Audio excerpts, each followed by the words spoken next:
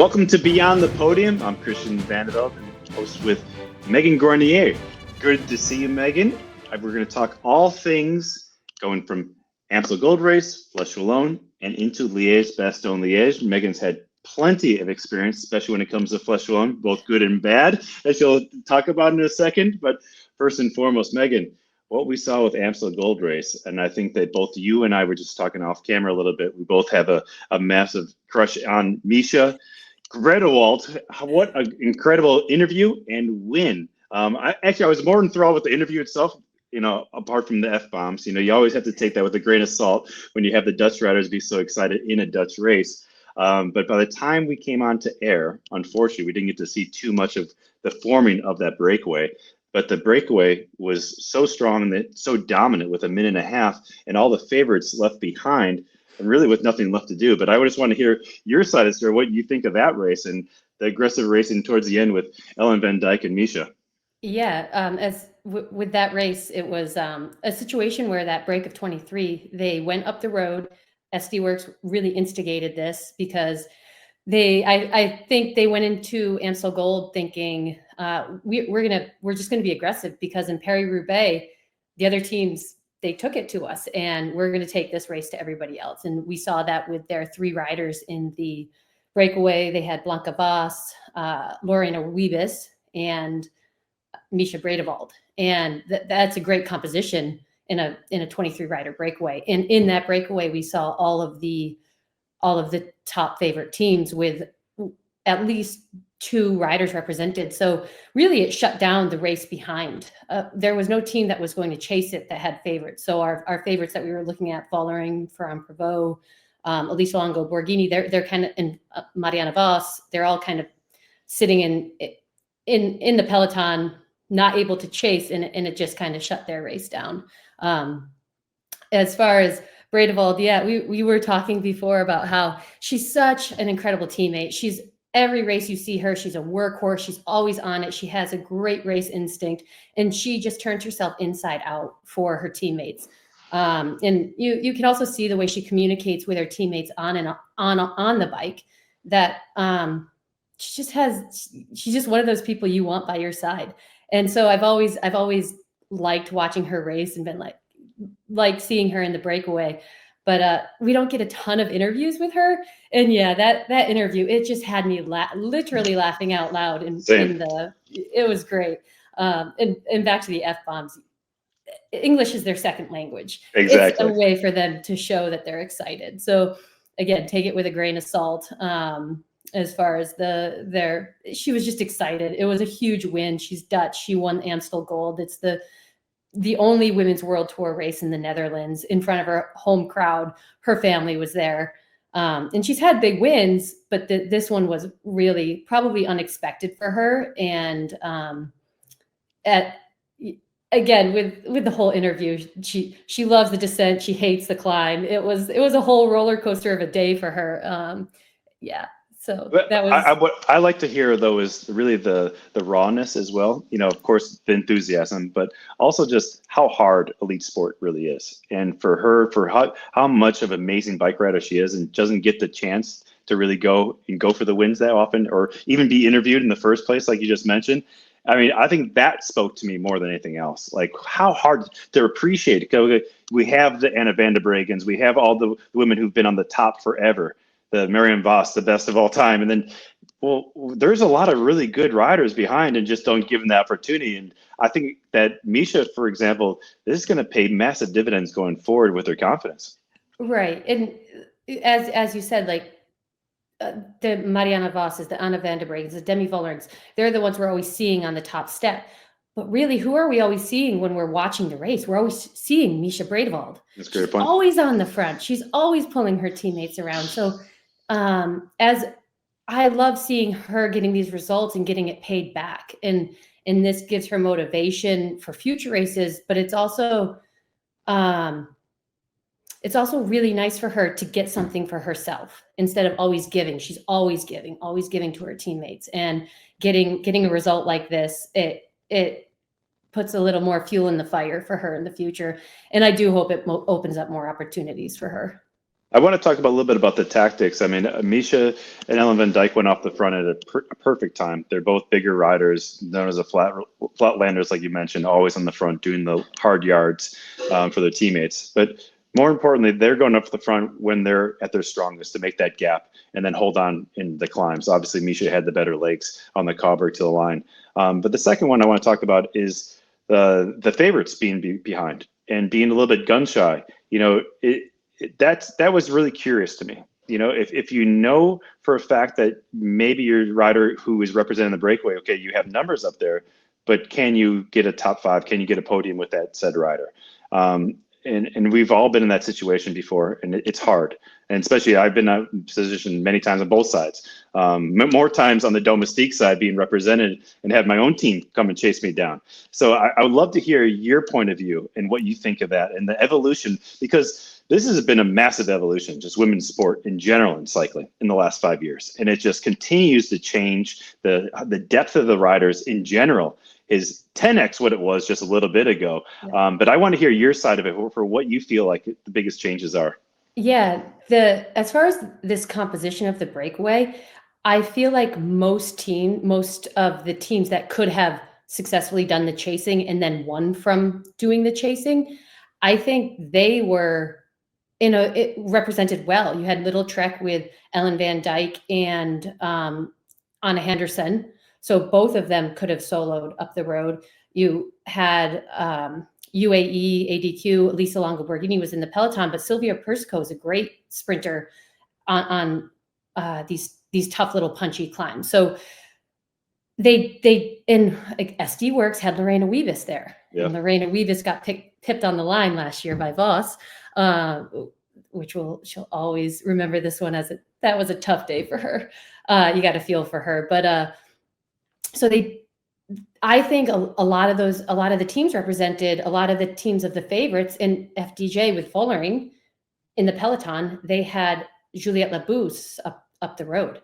So they did have winners. They did have people that could win. And yeah. it was just SD Works had played their cards correctly on this one. And to your point, the racing this year has been phenomenal. It's so exciting. I really think the races are wide open. It's been so unpredictable.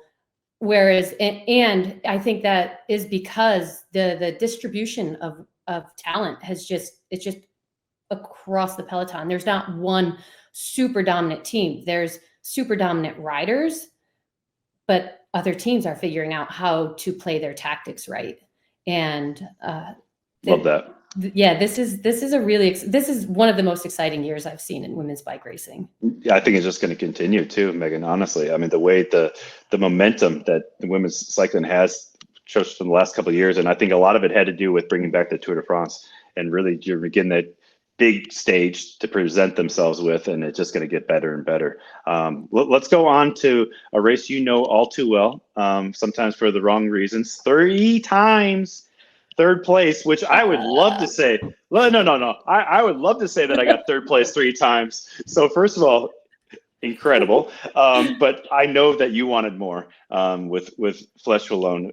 So Wednesday's race, who are you looking for? Looking at Kasia, we're looking at quite a few women up there. In the men's race, it's kind of like, all right, it's going to be just going to the finish line. You think it could be more tactical before at the Mur de Huy? You know what? Flèche Wallonne always comes down to the Mur de Huy.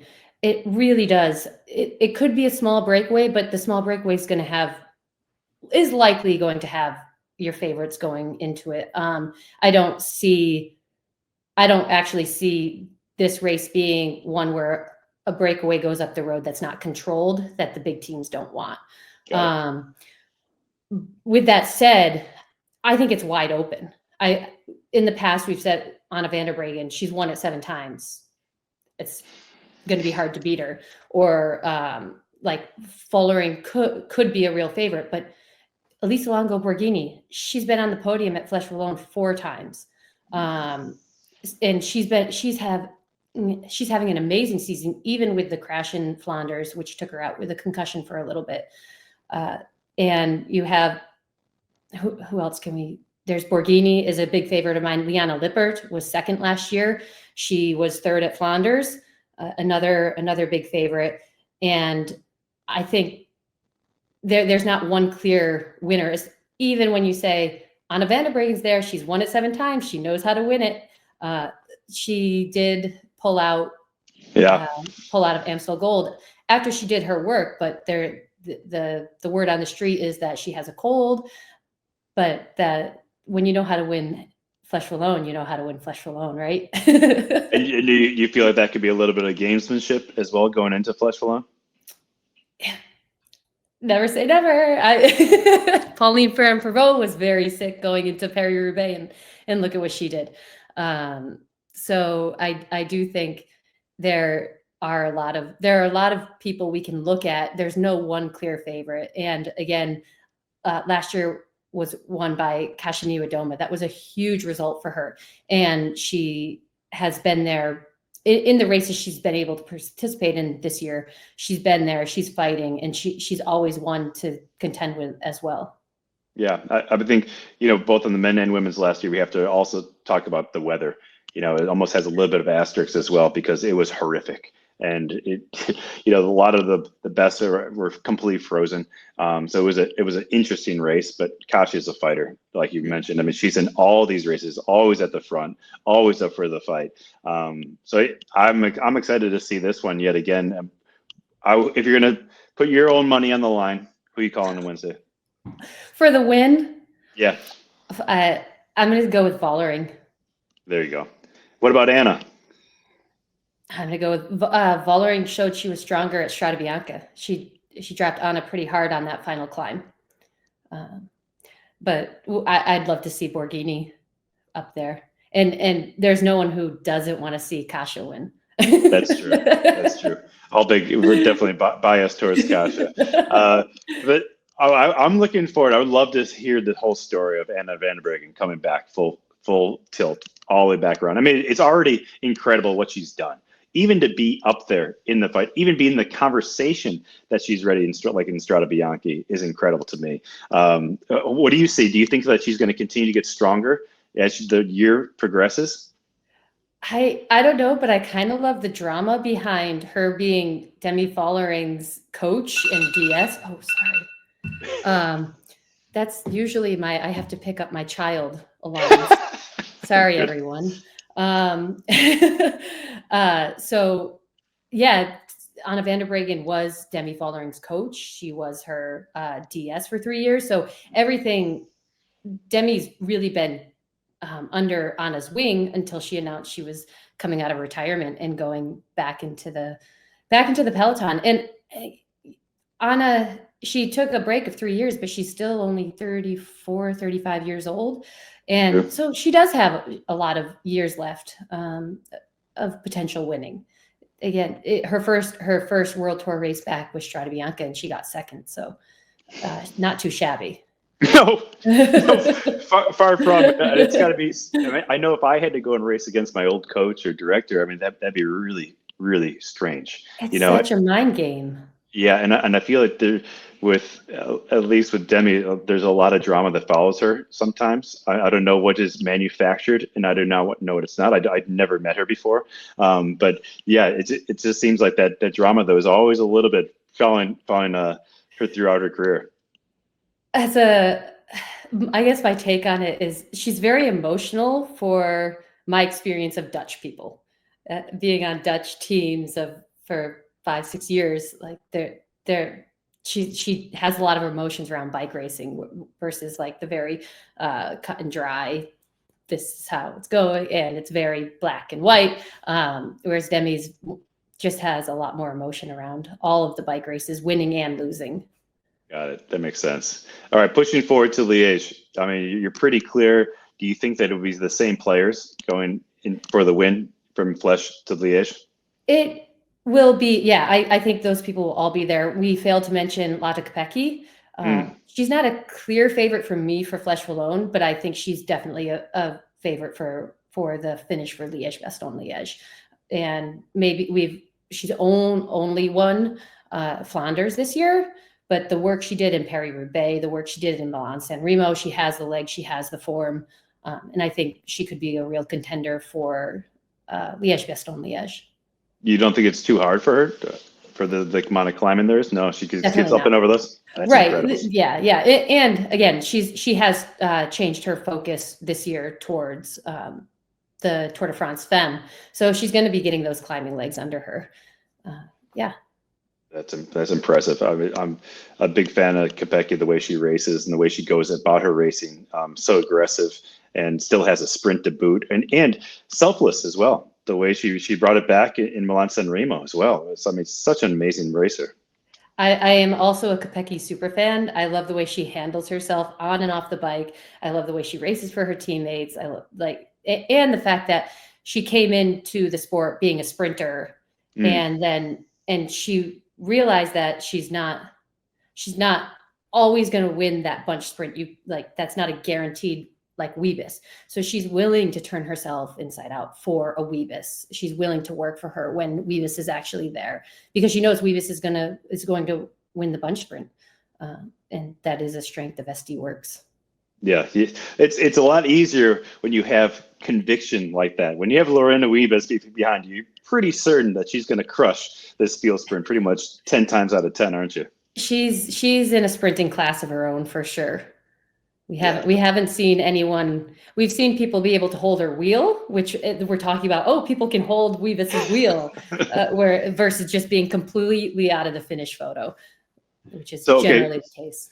So for Liège, though, we talked about the lack of real tactics, both on the men and women's side in Flèche. I think that's been over for a long time.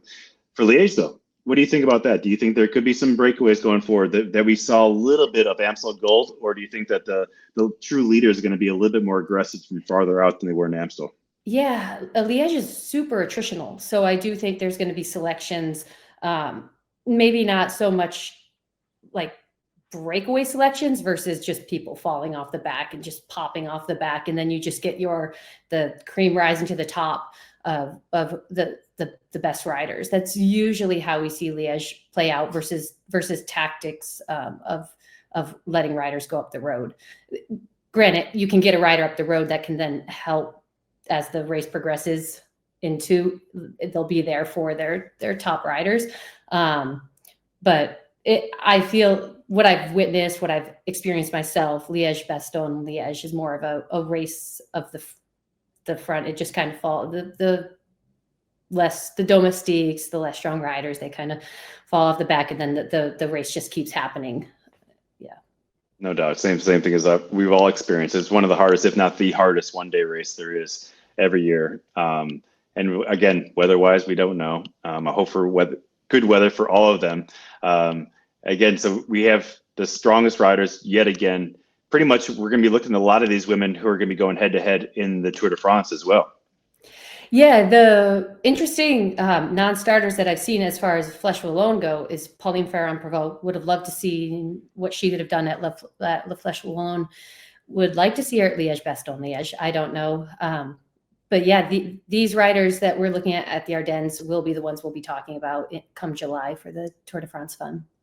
Absolutely love it. Well, I can't wait to watch. I'll be calling the men's race, and let's not forget that both the men and women's race on both Wednesday, tomorrow morning, and Sunday morning on Peacock, bright and early. Tune in. There's gonna be some fantastic racing out there. All right, last shot though. You're going for Demi on Wednesday, and then on Sunday, Kopecky. Whoa, Kopecky. There you go. Megan fangirl for real for Kopecky, all in. Yeah, I think that'd be incredible to see Kopecky go there, world champion, going for a big win there in La Doyenne.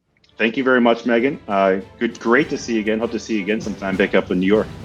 Yeah, take care. Thank you. All right, ciao.